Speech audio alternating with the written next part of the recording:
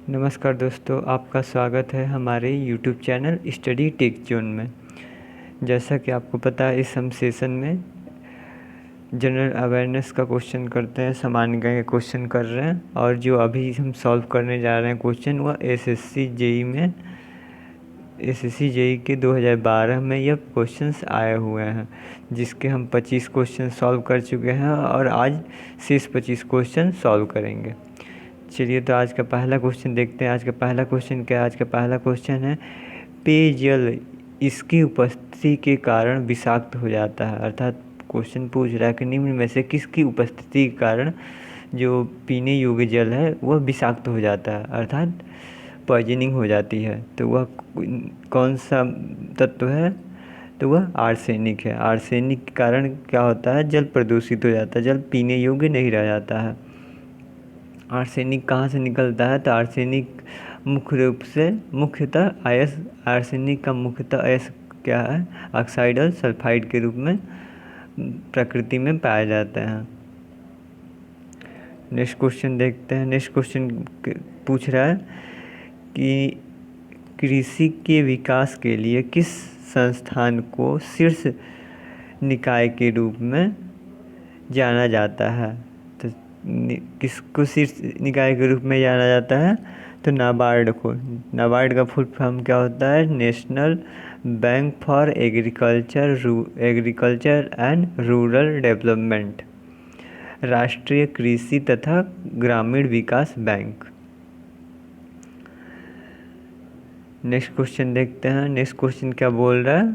Next question बोल रहा है कि जिस अवधि के लिए कोई 100 अर्थात पेटेंट अधिकार किया जाता है, अधिकार वैध किया जाता है, उसे क्या कहते हैं? जिस अवधि के लिए कोई 100 या पेटेंट अधिकार वैध होता है, उसे क्या कहा जाता है? तो उसे बोलते हैं पेटेंट जीवन। क्या बोलते हैं? Patent life. तो हमारा यहाँ आंसर ए सही हो जाएगा। नेक्स्ट क्वेश्चन देखते हैं।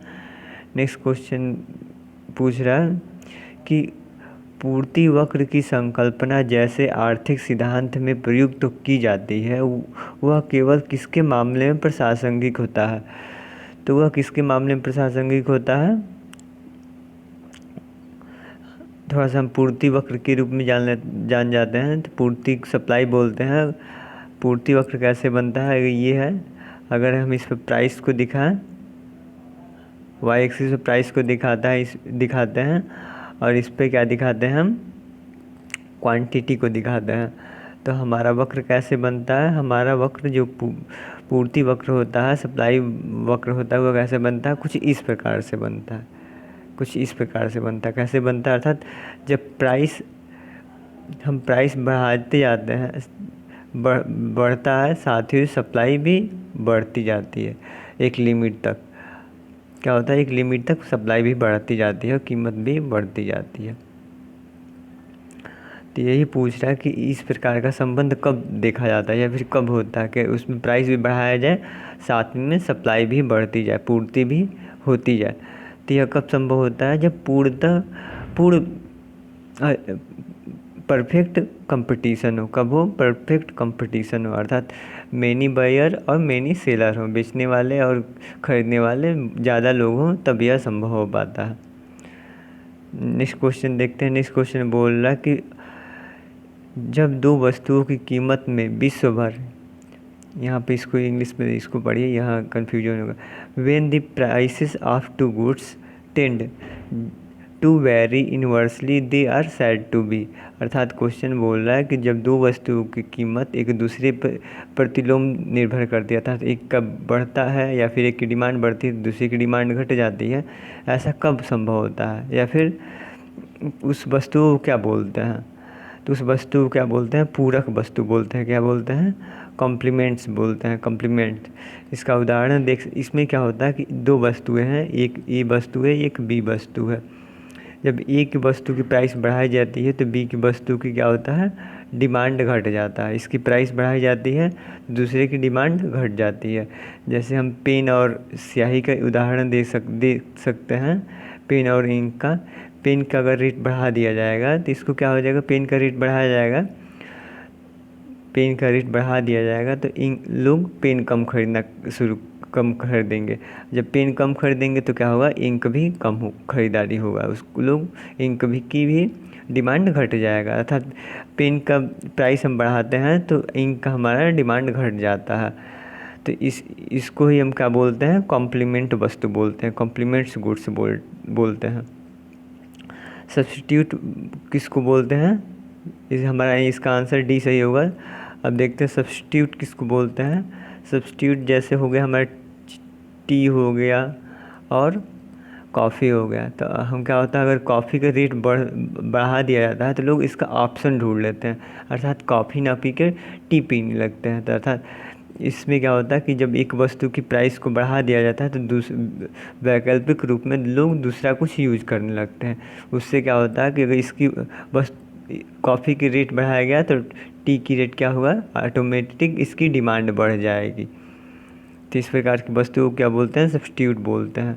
अर्थात उसकी जगह पर लोग कुछ और खाना शुरू कर देते हैं। सपोज आलू की रेट है, आलू की रेट बढ़ जाती है तो अन्य सब्जियों की भी रेट डिमांड बढ़ जाता है। नेक्स्ट क्वेश्चन देखते हैं। नेक्स्ट क्वेश्चन क्या है, नेक्स्ट क्वेश्चन बोल रहा है किसी घर द्वारा एक साइकिल की खरीदारी को यह माना जाता है, क्या माना जाता है, उसको उपभोग माना जाता है। हम उसका पूर्णतः उपभोग करते हैं। तो हमारे यहाँ आंसर ए सही हो जाएगा। नेक्स्ट क्वेश्चन देखते हैं।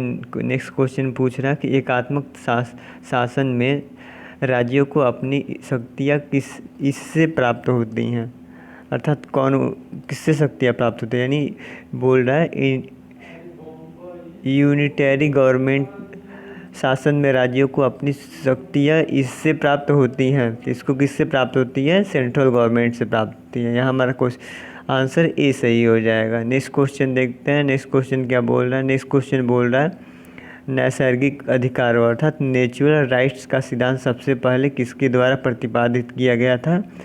तो यह फ्रांस के मूल निवासी जो ह्यूगो ग्रेसियस थे उनके द्वारा यह मूल रूप से इसका प्रतिपादन किया गया था। नेचुरल राइट्स का जो सिद्धांत सर्वप्रथम किसके द्वारा दिया गया था, तो ह्यूगो ग्रेसियस द्वारा दिया गया था, जो फ्रांस के एक प्रसिद्ध दार्शनिक हैं।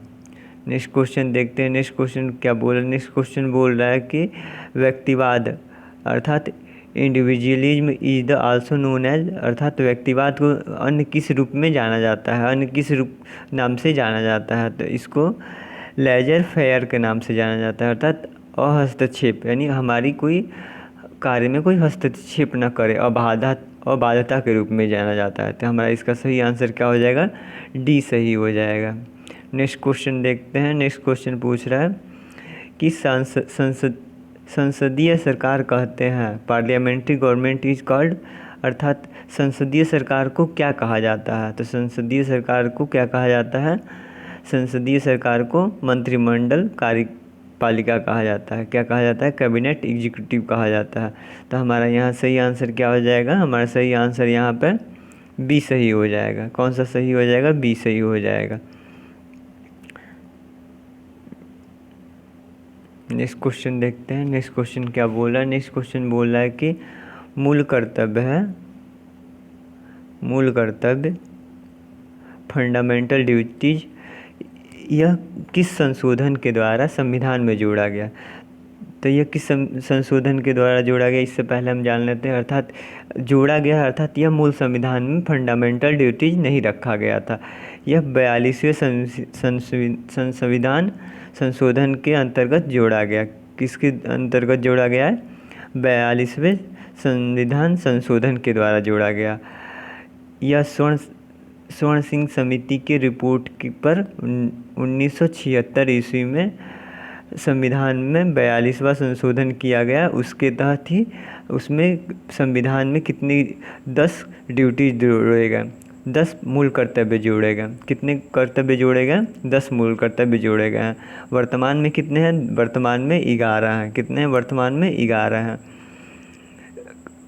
यह संविधान के भाग 4 क के 51 में जोड़ा गया है। किस में जोड़ा गया है, भाग 4 क 51 क में जोड़ा गया है। नेक्स्ट क्वेश्चन देखते हैं। नेक्स्ट क्वेश्चन क्या बोल रहा है। नेक्स्ट क्वेश्चन बोल रहा है कि साइमन कमीशन का बहिष्कार क्यों किया गया था। रीजन दिया है आपको, रीजन टिक मारना था। यहाँ पर रीजन यही था कि जो उसने जो कमीशन बनाया था उसमें कोई भी इंडियन नहीं थे। तो हमारे यहाँ सही आंसर क्या हो जाएगा, डी सही आंसर हो जाएगा। इस कमीशन में सभी श्वेत जाति के लोग थे, इसी कारण किया गया था कि इसका विरोध किया गया था, बहिष्कार किया गया था। जो साइमन कमीशन, जॉन साइमन करके था, उसने एक कमीशन का स्थापना की थी जिसमें 7 सदस्य थे। कितने सदस्य, 7 सदस्य थे। उसमें एक भी भारतीय को सम्मिलित नहीं किया गया था, इसी वजह से साइमन कमीशन का विरोध किया गया, बहिष्कार किया गया। नेक्स्ट क्वेश्चन देखते हैं। नेक्स्ट क्वेश्चन बोल रहा है कि नैनार निम्न में से किससे संबंधित है। तो जो शैव संप्रदाय है, जो शिव के भक्त हैं, उनके जो प्रवर्तक होते थे उनको क्या कहा जाता था, नैनार कहा गया। क्या कहा गया, नैनार कहा गया। जो शिव को मानने वाले थे, शैव धर्म के प्रचार प्रसारकों को नैनार कहा गया। यह ज़्यादा साउथ इंडिया में देखे जा सकते हैं ये लोग। नेक्स्ट क्वेश्चन देखते हैं। नेक्स्ट क्वेश्चन बोल रहा है कि उस सूफी संत का नाम बताइए।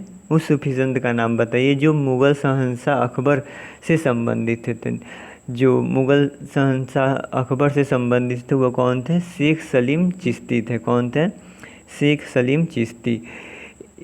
अकबर ने पुत्र प्राप्ति के लिए इनके पास गए थे। उस समय इन्होंने बताया था कि आप उनके भविष्य बारे में कि आपके पुत्र होंगे और 3 पुत्र होंगे। इसके बाद इन्होंने इससे खुश होकर, मतलब उनके बताए जाने के बाद, उन्होंने अपने पहले पुत्र का नाम सलीम रखा था, जो इसका नाम अदर नाम क्या था, जहांगीर था। जहांगीर का नाम सलीम भी था।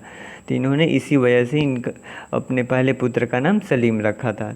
तो सूफी संत निम्न में से कौन सूफी संत मुग़ल शहंशाह अकबर से संबंधित हैं, तो सलीम चिश्ती उनसे संबंधित हैं, सूफी संत से। नेक्स्ट क्वेश्चन देखते हैं। नेक्स्ट क्वेश्चन क्या बोल रहा है। नेक्स्ट क्वेश्चन बोल रहा है भौतिक विज्ञान में वैशेषिक स्कूल ने इनके काल में दौरान परमाणु सिद्धांत का प्रतिपादन किया। सीधा सा मतलब है कि किसके शासनकाल के दौरान परमाणु सिद्धांत का प्रतिपादन किया गया।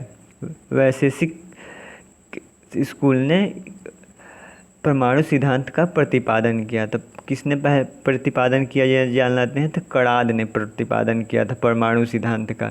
किसने किया था, कणाद ने। और किसके शासन में काल में किया था, तो गुप्त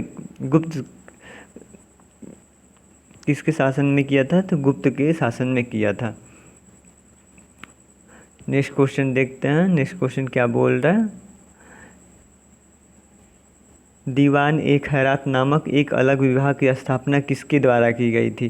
क्या है, दीवान ए खैरात तो किसके द्वारा की गई थी, तो जो मुस्लिम थे, जो निर्धन मुस्लिम थे, उनके लिए एक उन हेल्प के लिए उनके क्या बनाया गया, जैसे वर्तमान में पीएम केयर फंड बनाया गया है, ठीक वैसे ही उस समय फिरोज शाह तुगलक ने जो निर्धन मुसलमान थे उनके लिए एक दीवाने खैरात बनाया, उनके हेल्प के लिए। दीवाने खैरात किसके लिए हेल्प के लिए बनाया गया था, तो गरीब मुसलमान जो थे उनके हेल्प के लिए बनाया गया था। जो दास थे उनके लिए क्या बनाया गया था, तो उनके लिए दीवाने बंदगान बनाया गया। क्या बनाया गया, दीवाने बंदगान बनाया गया। किसके द्वारा बनाया गया, फिरोज शाह तुगलक द्वारा बनाया गया। तो हमारा यह बी आंसर सही है। अब और हिंदू ब्राह्मणों पर कर लगाने वाला जजिया कर किसने लगाया था, तो फिरोज शाह तुगलक ही ने ही ब्राह्मणों पर, हिंदू ब्राह्मणों पर जजिया कर लगाया था। नेक्स्ट क्वेश्चन देखते हैं। नेक्स्ट क्वेश्चन बोल रहा कि बर्मिंघम एक औद्योगिक केंद्र कहाँ का एक औद्योगिक केंद्र है। तो यह कहाँ का औद्योगिक केंद्र है, यह इंग्लैंड के कहाँ का है, यह इंग्लैंड में एक जगह है मिडलैंड। क्या है, मिडलैंड।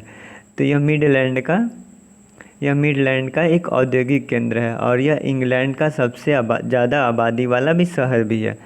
यह इंग्लैंड का सबसे ज़्यादा आबादी वाला शहर भी है और यह औद्योगिक और टेक्नोलॉजी के क्षेत्र में वहाँ का विकसित क्षेत्र है। कहाँ का? इंग्लैंड का। तो बर्मिंघम कहाँ है? बर्मिंघम इंग्लैंड में है, इंग्लैंड के मिडलैंड में स्थित है। और यहाँ की आबादी सबसे ज़्यादा, इंग्लैंड की सबसे ज़्यादा आबादी कहाँ है? तो मिडलैंड्स में है। किस लिए प्रसिद्ध है? तो टेक्नोलॉजी और इंडस्ट्री के मामले में यह प्रसिद्ध स्थान है इंग्लैंड का। नेक्स्ट क्वेश्चन पूछ रहा है कि एक अर्धचंद्राकार बालू के टीले को यहाँ कहा जाता है। तो क्या बालू के अर्धचंद्राकार बालू के टीले को क्या कहा जाता है? तो बरखान कहा जाता है। क्या कहा जाता है? बरखान कहा जाता है। नेक्स्ट क्वेश्चन देखते हैं। नेक्स्ट क्वेश्चन पूछ रहा है कि डोलोमाइट एक कच्ची धातु कौन सी है? डोलोमाइट की एक कच्ची धातु कौन सी है? तो डोलोमाइट मैग्नीशियम का अयस्क के रूप में भी जाना जाता है और उसकी कच्ची धातु भी बोल सकते हैं मैग्नीशियम का। तो किसकी अयस्क है? तो डोलोमाइट मैग्नीशियम का अयस्क है। इसका सूत्र क्या होता है? CaMgCO3 का ट्वाइस क्या होता है? कैल्शियम मैग्नीशियम कार्बोनेट होता है। नेक्स्ट क्वेश्चन देखते हैं। तो हमारे यहाँ सही आंसर क्या हो जाएगा? बी सही हो जाएगा। नेक्स्ट क्वेश्चन देखते हैं। नेक्स्ट क्वेश्चन पूछ रहा है नेक्स्ट क्वेश्चन क्या पूछ रहा है? नेक्स्ट क्वेश्चन पूछ रहा है स्टैलेक्टाइट और स्टैलेग्माइट मुख्य रूप से कहाँ पाया जाता है? तो यह मुख्य रूप से कहाँ पाया जाता है? यह चूने की पत्थर क्षेत्र में पाया जाता है। कहाँ पाया जाता है? लाइमस्टोन रीजन में पाया जाता है। जैसे इसमें क्या होता है कि गुफाएं होती हैं, तो उसमें बारिश के वजह, जब बारिश होता है तो पानी इकट्ठा होता है और पानी पहाड़ के जो कंदराएँ होती हैं उसमें रिसने लगता है, चूने लगता है। तो इसमें क्या होता है कि जो तत्व होता है या फिर जो लाइम का यौगिक होता है वो उसमें टपकने लगता है और यह ऊपर से लटके हुए जैसे कुछ स्ट्रक्चर बना लेते हैं, उसी को स्टेलेक्टाइट और स्टैलेग्माइट बोलते हैं। तो यह कहाँ पाया जाता है? तो यह मुख्य रूप से चूने पत्थर क्षेत्र में पाया जाता है। नेक्स्ट क्वेश्चन देखते हैं। नेक्स्ट क्वेश्चन पूछ रहा है कि निम्नलिखित में से कौन सी झील दुनिया की प्राचीनतम और सर्वाधिक गहरे ताजे पानी की झील है? तो यहाँ इंडिया का चिल्का लेक कहाँ पाया जाता है? तो चिल्का लेक इंडिया में उड़ीसा में खारे पानी का झील है। कैसा झील है? खारे पानी का झील है। कहाँ में पाया जाता है? तो उड़ीसा में पाया जाता है। किस प्रकार का झील है? तो यह लैगून झील है। लेक सुपीरियर क्या है? तो लेक सुपीरियर कहाँ का झील है? तो लेक सुपीरियर कनाडा और USA के मध्य स्थित एक झील है। यह विश्व की सबसे बड़ी ताज़े पानी की झील है। कैसी है? बड़े ताज़े पानी की झील है। कहाँ स्थित है? कनाडा और USA के मध्य स्थित है। टिटिका झील कहाँ का प्रसिद्ध झील है? तो यह पेरू में स्थित है। कहाँ स्थित है? पेरू में स्थित है। यहाँ पूछा हुआ क्वेश्चन में कि गहरी और ताज़े पानी की झील। तो लेक बैकाल जो झील है यह गहरी और ताज़े पानी का झील है। गहरी और ताज़े पानी का झील है। यह कहाँ स्थित है? तो यह रूस के साइबेरिया क्षेत्र में स्थित है। कहाँ स्थित है? रूस के साइबेरिया क्षेत्र में स्थित है। इसकी गहराई कितनी है? तो 1637 मीटर है। कितनी है? 1637 मीटर है। कितनी है? 1637 मीटर। तो अगर पूछे कि विश्व का सबसे बड़ा झील कौन सा है? तो लेक सुपीरियर होगा। अगर पूछे कि विश्व का सबसे गहरा झील कौन सा है? तो लेक बैकाल झील होगा। दोनों ही ताज़े पानी के झील हैं। नेक्स्ट क्वेश्चन क्या पूछा है? नेक्स्ट क्वेश्चन पूछ रहा है कि निम्नलिखित में से कौन सा पादप उद्भिद बीजधारिता होता है, अर्थात विविपैरी शो करता है? तो कौन सा पौधा ऐसा शो करता है? तो राइजोफेरा उद्भिद बीजधारिता प्रदर्शित करता है। नेक्स्ट क्वेश्चन देखते हैं। नेक्स्ट क्वेश्चन पूछ रहा है कि सूर्यमुखी का पुष्पक्रम का प्रकार है। तो सूर्यमुखी में पुष्पक्रम का प्रकार यह है। तो निम्न में से कौन है? यह कैपिटुलम है। क्या है? कैपिटुलम। मुंडक हिंदी में बोल देंगे इसको, कैपिटुलम याद रखेंगे हम। क्या है? सूर्यमुखी पुष्पक्रम का प्रकार है। तो क्या है? यह कैपिटुलम है। सूर्यमुखी का वैज्ञानिक नाम क्या होता है? तो हेलिथेनम होता है। क्या होता है? हेलियंथस। क्या होता है? हेलियंथस। नेक्स्ट क्वेश्चन देखते हैं। नेक्स्ट क्वेश्चन पूछ रहा है कीड़ों के निर्मोचन किस इसके द्वारा नियंत्रित किया जाता है? तो कीड़ों के निर्मोचन निम्न में से किसके द्वारा नियंत्रित किया जाता है? तो निम्न में से एक डायसोन किसके द्वारा? एक डायसोन के द्वारा जो कीड़ों के निर्मोचन किसके द्वारा नियंत्रित किया जाता है? तो एक डायसोन के द्वारा नियंत्रित किया जाता है, नियोजित किया जाता है। तो हमारा सही आंसर क्या हो जाएगा? हमारा यहाँ सही आंसर बी हो जाएगा। नेक्स्ट क्वेश्चन देखते हैं, और आज का लास्ट क्वेश्चन क्या है? नेक्स्ट क्वेश्चन पूछ रहा है कि सिल्वर फिश अर्थात रजत मीन सिल्वर फिश निम्न में से किस समुदाय से बिलोंग करता है? तो वह किस संघ से बिलोंग करता है? वह आर्थ्रोपोडा संघ से बिलोंग करता है। किससे बिलोंग करता है? आर्थ्रोपोडा संघ से बिलोंग करता है। तो हमारे यहाँ सही आंसर क्या हो जाएगा? हमारे यहाँ सही आंसर बी हो जाएगा। सिल्वर फिश किस समुदाय से बिलोंग करता है? आर्थ्रोपोडा संघ से बिलोंग करता है, और इसका वैज्ञानिक नाम क्या है? तो लैपिजीमा स्कैरिना है। क्या है? लैपिजीमा स्कैरिना। आज का लास्ट क्वेश्चन था। चलिए आज के लिए बस इतना ही, धन्यवाद।